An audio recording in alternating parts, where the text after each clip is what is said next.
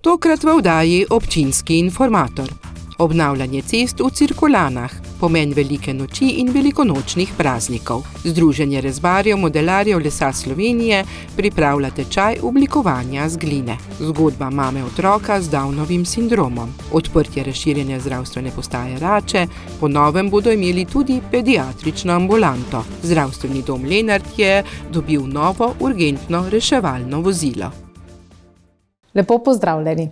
V občini Cirkulane poteka modernizacija več cest. Dobro urejena prometna infrastruktura pomembno prispeva k varnejšemu in bolj udobnemu vsakodnevnemu gibanju ter izboljšuje kakovost življenja prebivalcev. No, ob tem pa tudi potekajo številne sanacije plazov. Poglejmo. Modernizacija ceste v Brezovcu v občini Cirkulane vključuje urejanje odvodov površinskih vod, stabilizacijo strmega pobočja in obnovo poškodovanega odseka, kar bo omogočilo varnejši in bolj nemoten promet. Sedaj asfaltiramo približno 270 metrov ceste, to rečemo proti Šintaju. To je že cestišče, ki je dolga leta bilo že nekako v planu, vendar nismo prišli do realizacije. Sedaj v celoti delamo odvodnjavanja, ker je tudi kar plazovit teren.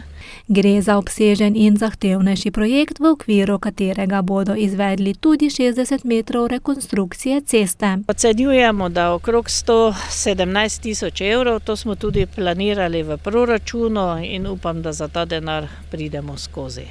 Dela izvaja HS Nizke gradnje iz Maribora in mislim, da bomo v naslednjem tednu že lahko asfaltirali, tako da se veselimo nove pridobitve.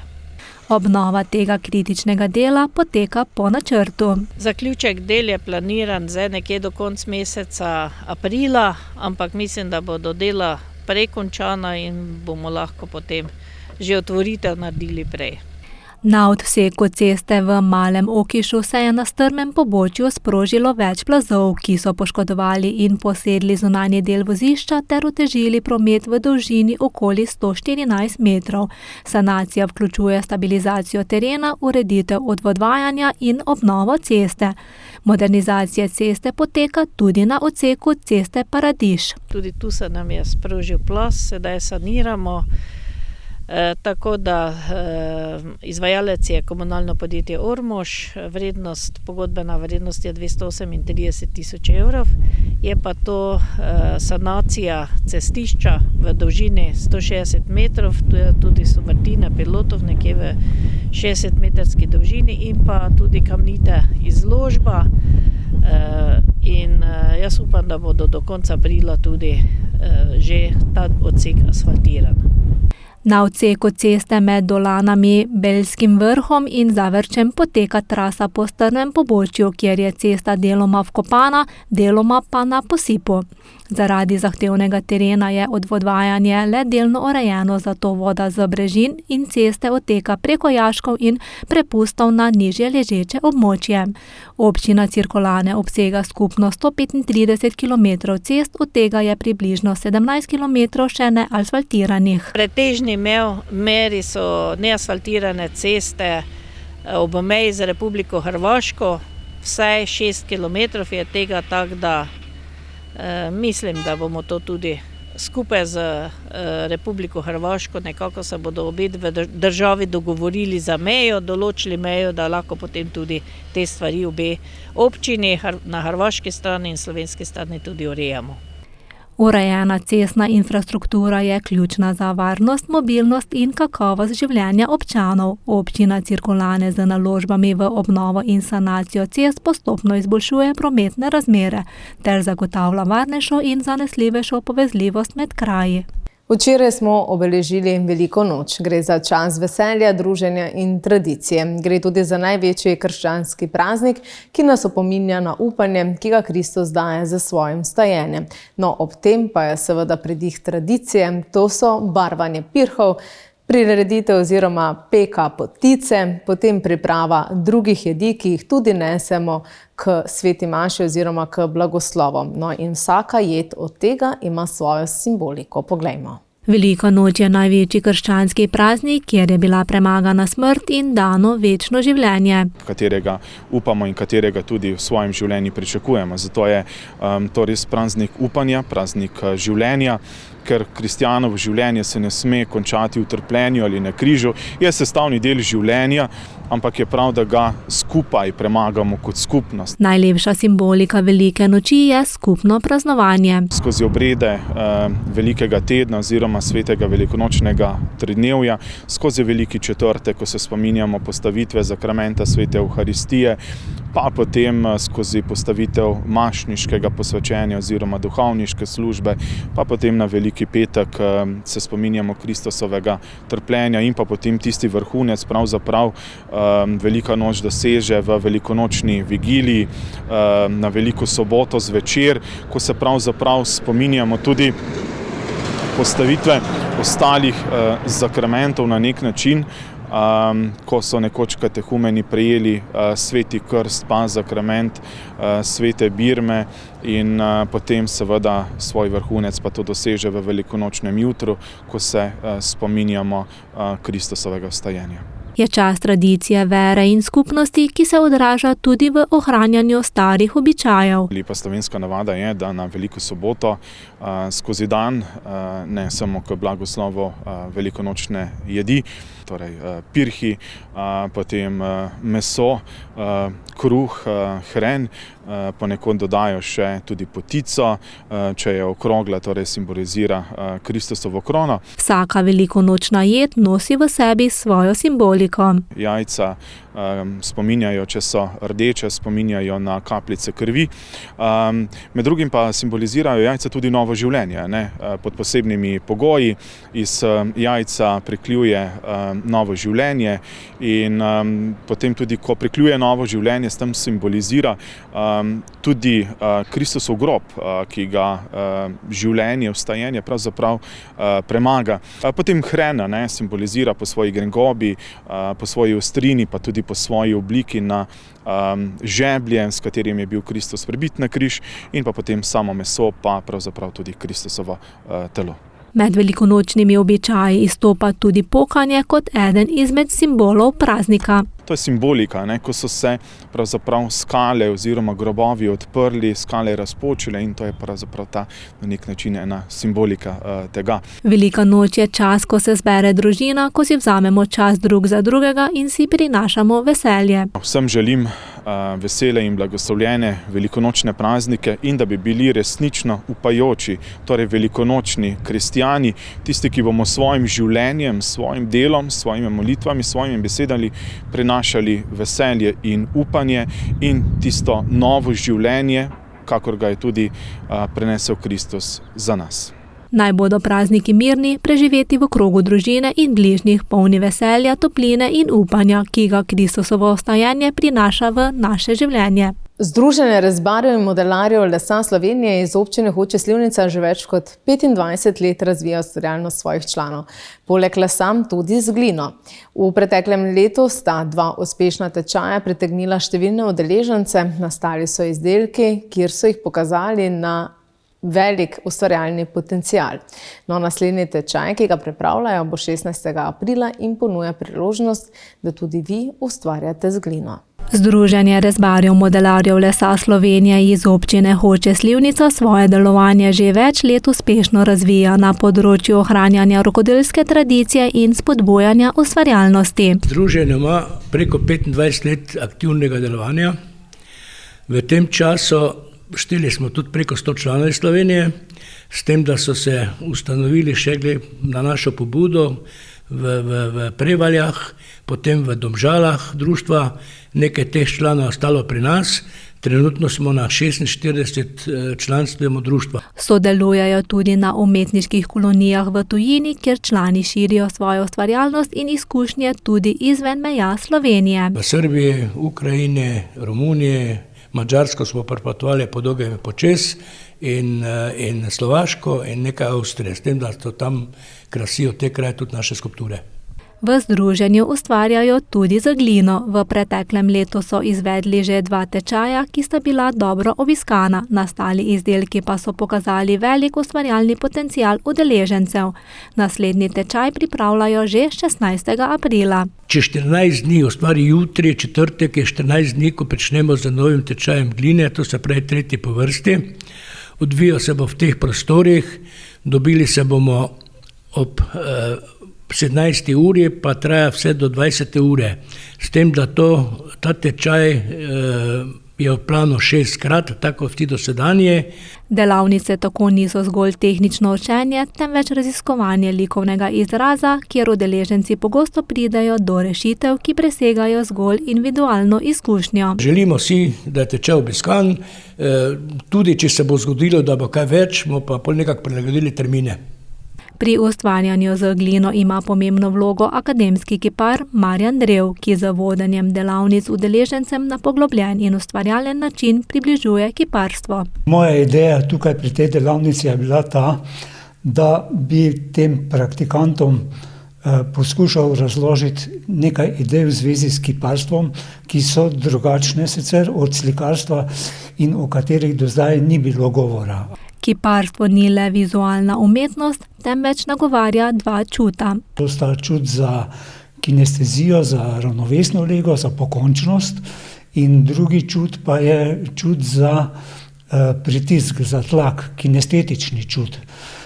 To sta 2, bi rekel, proksimalna čuta, ki jo vsakdo nosi v sebi s svojim žitjem in bitjem, ne da bi se tega zavedali. Združenje rezbarjev modelarjev lesa Slovenije ostaja pomemben prostor ustvarjalnosti, povezovanja in prenosa znanja. Z odpiranjem novim materialom in pristopom pa dokazuje, da lahko tradicija živi naprej tudi skozi sodobne oblike izražanja. Sedaj pa k življenjski zgodbi Mateje Ogorevc, ki je ženska številnih humanitarnih projektov, članica v številnih prostovoljnih društvih, predvsem pa mama otroka z Downovim sindromom.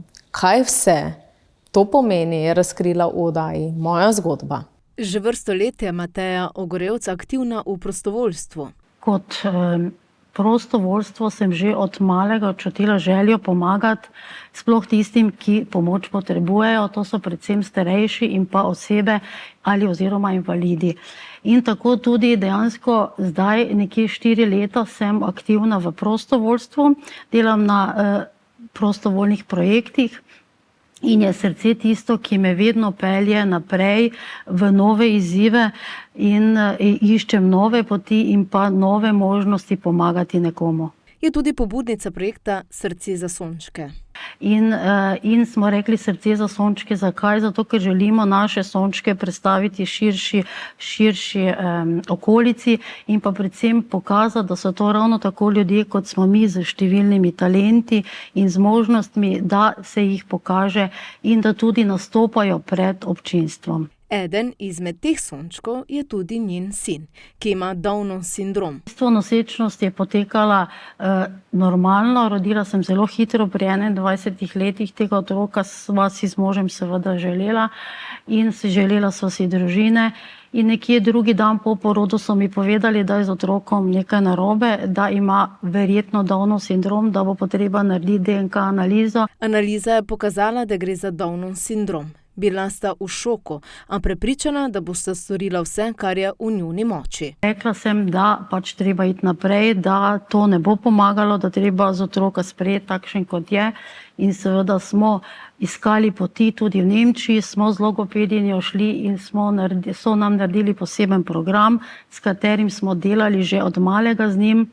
Poudarila še je, da je zelo srčen otrok, rad plava in pleše. Celotno oddajo najdete na spletnem portalu lokalec.si, za vihek oddaje Moja zgodba. V Račah so minuli konec tedna odprli razširjeno zdravstveno postajo Rače, v kateri bodo imeli novo ambulanto družinske medicine, pediatrično ambulanto, ki je dejansko tukaj še ni bilo, in pa še zobozdravstveno ambulanto, prav tako pa ob tem še velik laboratorij ter referenčno ambulanto. V Račah so v četrtek petek odprli razširjeno zdravstveno postajo Rače, s katero so dobili prostore za novo ambulanto družinske medicine, za pediatrijo, ki je do zdaj še ni bilo, še eno zobozdravstveno ambulanto, velik laboratorij in referenčno ambulanto. To so vse stvari, ki jih bodo uporabljali ljudje ki tukaj živijo, in kaj je bistvo te investicije, da dejansko primarno zdravstveno varstvo približamo ljudem tam, kjer oni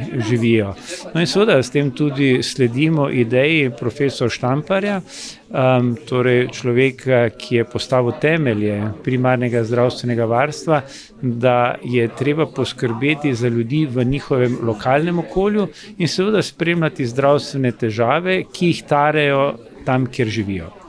Župan občine Rače Fram je v odprtju pomembne zdravstvene postaje poudaril, da bo zdravstvena postaja namenjena širši skupnosti.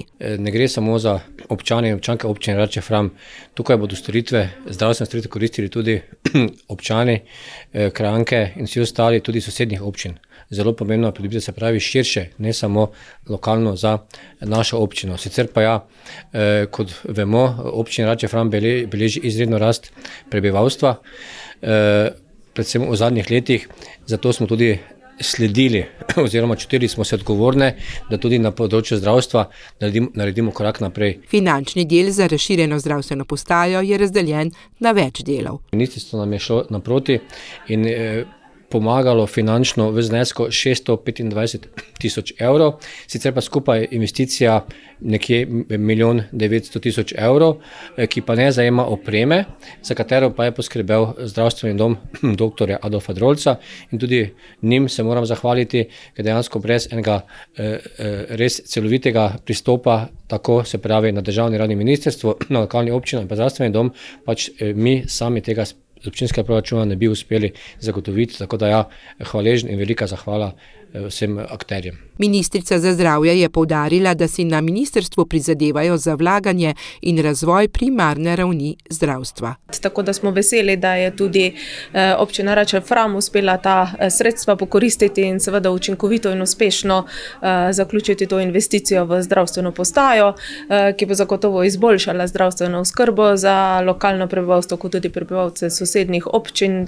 Tako da meni so povedali, da bodo začeli uporabljati prostore že čez kakšen mesec. Uporabno dovoljenje je že, tako da zagotovo je to neka dobra novica tako za vse zaposlene, kot pa tudi seveda predvsem za občanke in občane. Primarno zdravstvo, kot ga imajo tudi v tej zdravstveni postaji, je prvi stik in steber zdravstva. Primarna zdravstvena raven igra neko vlogo gatekeeperja, rečemo, pri napotovanju na vse nadaljne ravni s vsem ostalim specialistom in mislim, da to vlogo opravlja zelo dobro in jo ohranja. Zato smo tudi v recimo nekem mednarodnem prostoru vedno pri organizaciji te primarne zdravstvene ravni kot nek vzor, kot neka dobra praksa, katerega si res hodijo pogledati k nam iz številnih drugih držav, da vidijo, kako to deluje. Seveda ne samo zato, ker je cenejša, ampak dejansko zato, ker se 80% nekih zdravstvenih težav odpravi že na primarni ravni in ni napotitev na neko višjo raven. In prav zato že skrbijo na zdravstveni postaji Rače, potem ko bodo odprli za uporabo pa še njen razširjeni del, da bo še bolj dostopno za vse. Velik dogodek pa je bil tudi za zdravstveni dom Lenart, kjer so uradno prevzeli novo urgentno reševalno vozilo. V zavodu ob tem poudarjajo, da so tega izjemno veseli, saj bo tako njihovo delo zdaj varnejše, predvsem pa bodo pacientom lahko zagotavljali še hitrejšo in bolj kakovostno obravnavo. Zdravstveni dom Lenart je dobil novo urgentno reševalno vozilo. To je stalo skoraj 200.000 evrov. Nekaj več kot 131.000 evrov je za nakup primaknila občina Sveti Jurij v Slovenskih Goricah, ki je sredstva prejela od Ministrstva za zdravje. Razliko slabih 69.000 evrov pa je zagotovil zdravstveni dom. Mi namreč nimamo svojega zdravstvenega doma, niti ordinacije oziroma ambulante, zato smo sredstva namenili za urgentno vozilo, ki je za nami in sicer je to velika pridobitev za naš zdravstveni dom. kakor tudi za ljudi, pacijente tega območja. Zdravstveno osebje v zdravstvenem domu Lenart je več kot zadovoljno, saj imajo po novem sistemu več izvozov. Se gre več na teren, tudi nujnih intervencij je več, tako da se kilometri zelo hitro nabirajo, napram nekoč, ko je vozilo šlo enkrat na teden ven, zdaj gre vsaj 2 do 3 krat na dan, tako da kilometri grejo gor. Vsekakor pa je pomembna tudi oprema v vozilu, ta je po sodobnih standardih. 2-3 aparati so novi, nekaj imamo 2 leti starih, ko smo jih iz prejšnjega vozila prenesli, tako da vozilo je dokaj celo novo. No. Že zdaj pa se zavedajo, da potrebujejo še več novih vozil. To je zdaj po kar nekaj letih smo zdaj v bistvu dobili eno to novo vozilo, so pa skoraj vsa dotrajana. Imamo za nenujne prevoze so ena novejša vozila, ampak bomo potrebovali še eno, tako da v bistvu bomo kar morali začeti že zbirati sredstva za naslednje nakupe. Sicer pa imajo v zdravstvenem domu Lenart za urgentno službo namenjeni 2 reševalni vozili. Za saniteto še dodatna reševalna vozila in pa osebna vozila. Definitivno se je z pridobitvijo tega vozila povečala varnost tako pacientov kot naših zaposlenih, ki se odpravljajo na teren. Potrebe po dodatnih vozilih pa pravzaprav še obstajajo. Naša vozila so nekatera dotrajana, nekaj se je vozni park že obnavljal v zadnjih 2 letih, tako da načrtujemo, da bi vsaj na vsako 2 leti, če že ne vsako leto, obnovili vozni park, da bojo potem vozila res vzdrževana in pa varna. Vozilo, ki so ga zdaj dobili, pa je več kot dobrodošlo, saj bodo izboljšali odzivnost reševalne službe, skrajšali čas dostopa do pacientov ter povečali zanesljivost delovanja sistema nujne medicinske pomoči. Toliko za danes v tem občinskem informatorju. Poglejmo pa še, kaj se naslednje dni dogaja v naših krajih. V Majšperku bodo v sredo 8. aprila s pričetkom ob 17. uri priredili rez vinske trte oziroma potomke vinske trte z Lenta. Slednje bo potekalo pri Starotrški hiši na Ptujski gori, zato vljudno vabljeni. Toliko z moje strani, imejte lep preostanek tega dne in nasvidenje.